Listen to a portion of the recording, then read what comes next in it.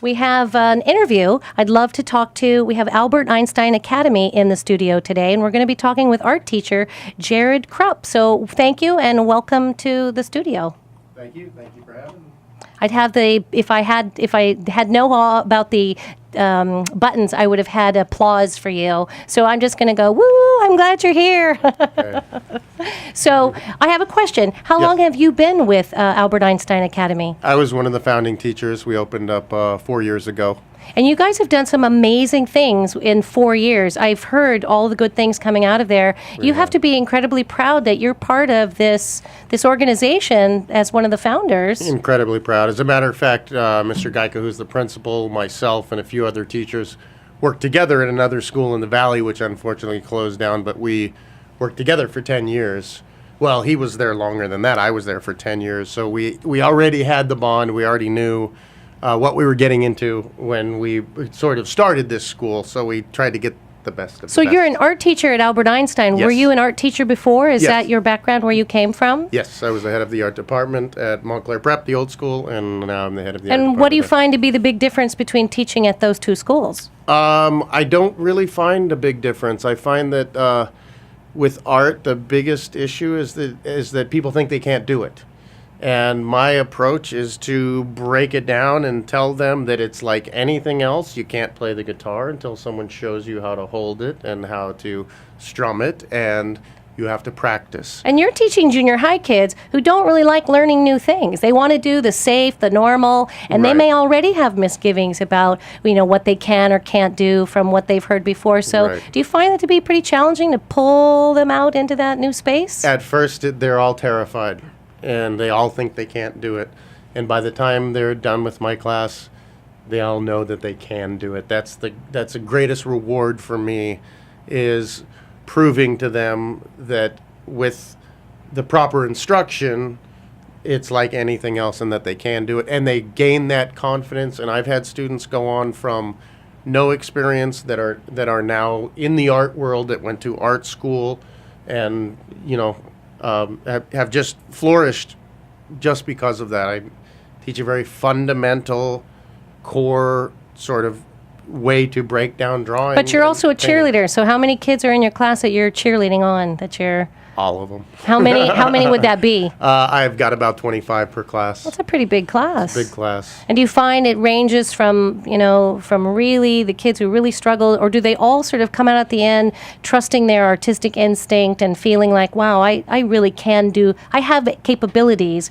Because I know art can be very free-form or can be very specific, like in graphics, where it's almost numerical, and I don't like numbers. Yeah. But I find it's huge range. And do you find in almost every class you teach, you have that wider range of talent, and for the most part, you're... Yes, I do. And like I said, I try to teach them proper fundamentals. I tell them, if you're going to go on to be an abstract artist, fine. I'm not saying this is the way you have to go. But you're giving them the basics, and you're giving them a taste of what they are capable of. This is the foundation that no matter what you do, animator, graphic designer, this is where it all starts. It's the core for all artists. Now, I know one of the mottos at Albert Einstein Academy is that you incorporate real life. How do you do that with art?